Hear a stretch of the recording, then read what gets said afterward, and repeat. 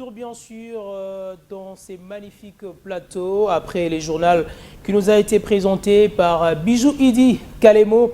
Et nous continuons, c'est la troisième et la dernière partie de la grande matinale. Nous allons recevoir pour vous un homme de Dieu, il se nomme Guélé Banzadio, le responsable bien sûr de l'Urim Ministries. Avec lui, nous allons parler de la paternité spirituelle. La question est de savoir tout simplement, est-ce c'est une vérité biblique ou carrément une manipulation? Il est avec nous dans ces studios. Bien sûr, on va l'accueillir tout à l'heure. Mais on va vous proposer la chanson dénommée Champion de l'artiste sœur Abigail Nimi. Une chanson introductive, bien sûr, qui va nous permettre d'accueillir chaleureusement notre invité.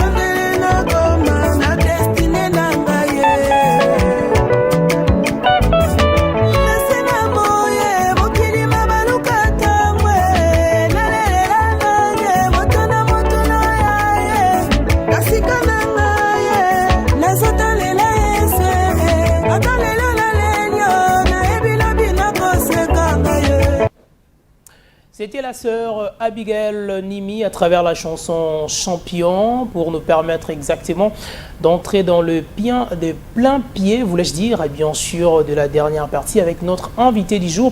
Il se nomme Dr Guélé Banzadio, un homme de Dieu, le responsable de l'Urim Ministries, à qui je m'en vais dire bonjour, pasteur Guélé. Bonjour Ndekwanok. Comment vous allez? Ça va par la grâce de Dieu.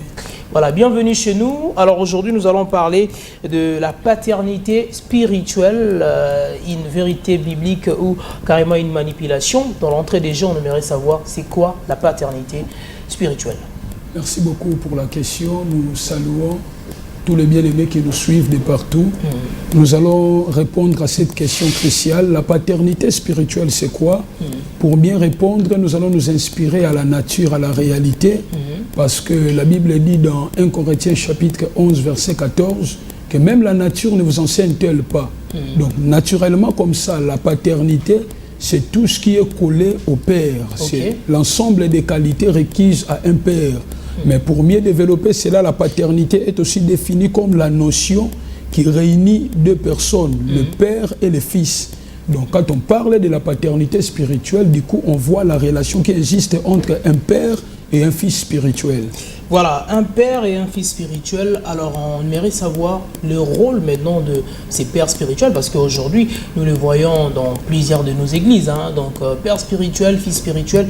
Alors c'est quoi son rôle dans la vie des chrétiens qui sont leurs fils? Le père spirituel a des rôles importants à jouer dans la vie du fils. Le premier, c'est celui d'engendrer les fils. Ça c'est le premier rôle du père. Et même dans la nature, on appelle père celui qui a donné naissance. Et c'est ce qui s'est fait exactement dans le monde spirituel aussi, dans les domaines spirituels. Donc, le premier rôle, c'est d'engendrer, de communiquer la vie, moyennant la semence de la parole, comme dit 1 Pierre, chapitre 1er, verset 23. Le deuxième rôle, c'est d'encadrer cette vie qu'il a donnée. Donc le Père ne s'arrête pas simplement dans la dimension d'engendrer, mais il va jusqu'à la dimension d'encadrer, veiller à ce que la vie qu'il a communiquée, que cette vie puisse croître, afin que les fils plus tard deviennent aussi comme lui. Donc là, ce sont les deux rôles que doivent jouer un véritable père spirituel. Voilà, les deux rôles que doit jouer un véritable père spirituel, vous avez dit, pour engendrer, c'est au travers justement la parole. Alors la parole, on voit directement la Bible, et on aimerait savoir, paternité spirituelle sur le plan biblique. Où est-ce qu'on peut retrouver ça? Et c'est une vérité qu'on peut retrouver dans la Bible, ou certainement c'est nous qui l'ont créé pour manipuler certainement de chrétiens. Merci beaucoup. Déjà dans la Bible, si nous allons dans l'Ancien Testament, nous verrons que toutes les personnes que Dieu a utilisées, a appelées, il les avait mis à côté de certaines personnes pour qu'ils soient encadrés. Et si nous revenons dans le Nouveau Testament, nous voyons qu'il y a plusieurs textes bibliques qui reconnaissent la notion de la paternité. Nous citons par exemple le texte de 1 Corinthiens chapitre 4. Là, la Bible reconnaît la notion de la paternité spirituelle. Il y a 1 Corinthiens chapitre 4, verset 15. Il y a 1 Timothée chapitre 1, verset 1 à 2. Il y a Philippiens chapitre 2, verset 19 à 22. Et puis il y a Philémon chapitre 1, verset 10. Donc il y a beaucoup de textes, mais j'ai juste mentionné ça. Ce qui est dit, je vais lire Philémon chapitre 1, verset 10, rapidement. Il y a quelque chose de très capital qui est écrit là-bas. Philémon chapitre 1, verset 10. La Bible dit ceci. Voilà. Je t'ai pris pour mon enfant que j'ai engendré étant dans les chaînes, Onésime. Ici, c'est l'apôtre Paul qui parle. Onésime, naturellement, n'avait aucun lien avec l'apôtre Paul. Mais ici, l'apôtre reconnaît Onésime, comme son enfant. Et pourquoi il le reconnaît comme son enfant? Parce qu'il dit, il a fait quoi? Il a engendré. Et l'apôtre Pierre nous amène à comprendre comment est-ce qu'on engendre quelqu'un dans la spiritualité. C'est à partir des enseignements. À partir de la parole, l'enseignement de la parole, c'est un peu comme dans la réalité comme ça. Pour que papa ait sa naissance, papa doit communiquer la sémence. Et c'est ce qui se passe exactement dans le monde spirituel. Donc, le Père spirituel communique l'enseignement, ce qui est la parole. Et c'est la parole qui donne la foi à la personne qui la reçoit. Et c'est cette foi-là qui fait en sorte que la personne abote à Mayasika. Et c'est en cette dimension-là que le Père. Alors là, on comprend que c'est une vérité biblique exactement, parce que ça se retrouve dans la Bible. Mais quand est-ce que ça devient une manipulation? Parce qu'aujourd'hui, on le voit aussi, quelqu'un qui s'est fait appeler père spirituel, mais il n'a pas vraiment les qualités d'un père, si on peut le dire ainsi. On aimerait aussi savoir quelles sont les qualités qui définissent exactement quelqu'un comme père spirituel. Voilà, merci beaucoup.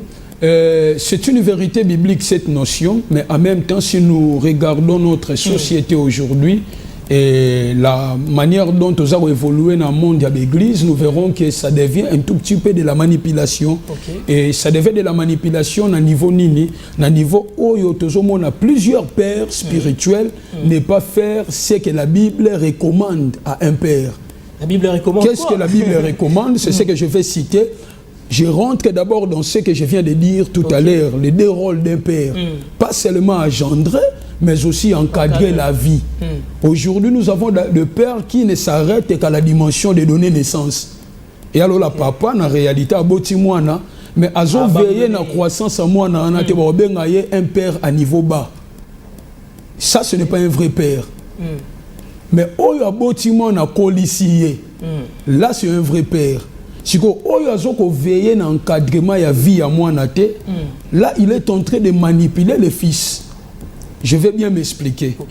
Dans l'autre dimension, un père est appelé, il y a qu'à remplir, si je peux dire, qu'occuper 5 places à l'égard du fils. Quelles sont ces 5 places? Je vais situer ces 5 places et puis ramener à expliquer la manipulation par rapport à ça. Le père doit être au-dessus du fils. Au-dessus du fils, ça veut dire que le père doit protéger le fils. Mais qu'est-ce que nous voyons aujourd'hui? Nous voyons des pères spirituels qui ne veillent même pas sur la protection spirituelle de leurs enfants. Et ils sont là juste pour profiter de bien matériel yabana. Donc on doit comprendre que la paternité n'est pas une chose autre qu'on profiter n'est pas quelque chose qui est un privilège, mais c'est une responsabilité. Il doit protéger les fils. Le père doit être aussi devant. Être devant, ça veut dire le père est là pour montrer la voie. Donc il doit être un exemple. Si le père spirituel n'est pas un exemple... Cette protection-là doit passer nécessairement par la prière. Par la prière, il doit prier pour le fils. Donc le père spirituel qui ne prie pas pour le fils, donc c'est quelqu'un qui ne remplit pas bien son rôle. Deuxièmement, il doit être devant. Être devant, cela veut dire montrer la voie. montrer le chemin. Donc lui-même, il doit être un modèle pour le fils. Vous voyez? Donc même par son comportement, il doit inspirer le fils, montrer le fils que moi, Nzamba vivaraboé. Troisièmement, il doit être derrière le fils. Être derrière le fils veut dire pousser le fils à aller de l'avant. Un véritable père, il n'est pas seulement là pour profiter, bayana mabonza, ngana s'enrichir, mais il est là aussi pour faire en sorte que bano nzamba pesi ba ke liboso. Na misala ba osala ba ke liboso. Voilà pourquoi il doit être là pour conseiller les fils, prier pour les fils, marambo bazo sale réussir. Quatrièmement, le père doit être à côté du fils. Être à côté du fils veut dire travailler avec le fils. Donc il est là pour aider les fils dans Marambazo Sala de manière pratique aussi. Aider les fils à s'épanouir. C'est à ce niveau-là que le père, le pasteur d'aujourd'hui doivent avoir de la connaissance un peu étendue, de manière à aider aussi le fils dans le domaine union sur Bazo Sala, va se retrouver, va s'épanouir. Un père à Zawana, dans l'église, il y a des ingénieurs. Dans l'église, il y a des médecins. Dans l'église, il y a des juristes. Maté, il y a des juristes, il faut se retrouver, s'épanouir.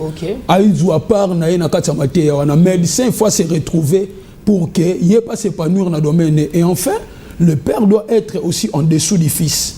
En dessous du fils, qu'est-ce que le père fait? Le père travaille pour permettre à ce que son fils reste debout. Moi, je suis athée. Na marambazo sala na vie chrétienne, moi na zonga simata ko yate mais qu'il reste debout. Et il joue ce rôle au travers de ses enseignements, de ses conseils, mais aussi de ses prières. Mais si le père spirituel au basala makambo ote, qui ne sont que là pour profiter de bien de leur fils, ce sont là des manipulateurs. Et vous verrez que ce père spirituel ne sont pas là pour apporter même de la connaissance, parce qu'ils savent que si seulement le fils va atteindre une dimension à connaissance, ils seront à mesure de commencer à détecter leurs erreurs. Là, ce sont des manipulateurs. Voilà, donc là, ce sont des manipulateurs, donc des gens aussi qui s'ingèrent, même dans la vie quotidienne des gens, donc comment les gens peuvent vivre dans leur couple et tout. Alors, si nous comprenons bien, toutes ces 5 positions tournent autour seulement de la prière, la parole de Dieu. Donc, ce qui revient à dire qu'un père spirituel doit avoir un niveau spirituel sur le plan de parole qui est élevé pour bien gérer exactement ses vies spirituelles. Mais il y a une question qui m'était arrivée en tête de savoir exactement, aujourd'hui on connaît, quand il y a un père, il y a un fils, il y a l'héritage qui existe. Quand est-ce qu'un fils peut hériter spirituellement, qu'on peut dire, qui peut avoir l'héritage spirituel de son père spirituel? C'est seulement lorsque son père n'est plus en niveau de continuer son œuvre du ministère qu'il va prendre le relais, ou comment ça se passe l'héritage spirituel? Merci beaucoup. Par rapport à cette question, je vais nous ramener d'abord à une dimension, si je peux dire, un peu élevée. Nous devons comprendre que oui, nous parlons de père spirituel, mais au-dessus de père spirituel, il y a le Père céleste qui est Dieu lui-même. Les pères spirituels ne sont que des hommes que Dieu a choisis, parce que Dieu est esprit, il est invisible. Sur terre, il ne travaille qu'avec des hommes. Alors, le père spirituel, au préalable, sur le plan spirituel, ils n'ont pas d'héritage approprié à léguer au fils. Mais qu'est-ce qu'ils font? Ils sont là pour aider les fils à vivre l'héritage du Père céleste. C'est quoi l'héritage? La Bible nous cite l'héritage, nous donne en détail cet héritage dans Ephésiens chapitre 1er. Si vous commencez à partir du verset 1er jusqu'au 5e verset, on parle de choses que nous avons reçues en étant en Christ. Alors un véritable père spirituel est là pour amener les fils spirituels chrétiens à vivre pleinement ces choses. Parmi ces choses, il y a ce qu'on appelle les implications du salut. Donc tout ce que nous avons reçu le jour où nous avons crié en Jésus-Christ. Alors, Makambouane se manifestera tant aux okola. Donc le père spirituel, le rôle qu'il doit jouer là-bas, c'est justement d'aider les fils à grandir pour bénéficier des choses que Dieu lui-même, le Père céleste, a déjà pourvu pour nous. Parce que la Bible dit dans Galates chapitre 4, verset 1er à 2, aussi longtemps que l'héritier est enfant, il ne diffère en rien d'un esclave. Donc la Bible nous reconnaît des héritiers de Dieu. Donc c'est Dieu qui a l'héritage à nous donner. Mais le Père est là pour nous aider à grandir afin de vivre cet héritage.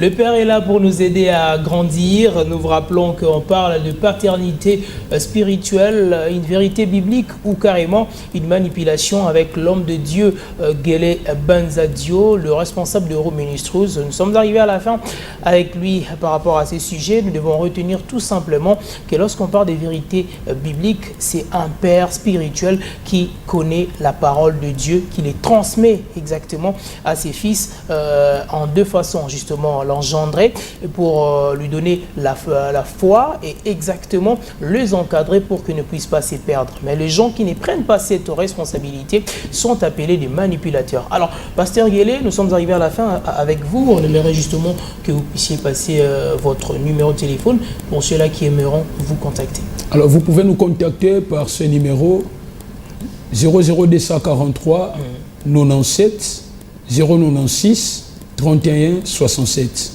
Voilà. On peut répéter rapidement? 00243 97 096 31 67. Voilà, merci beaucoup d'être passé. Le pasteur Guélé Banzadio, nous rappelons que c'est le responsable de Euroministros. Nous les aurons dans les jours à venir.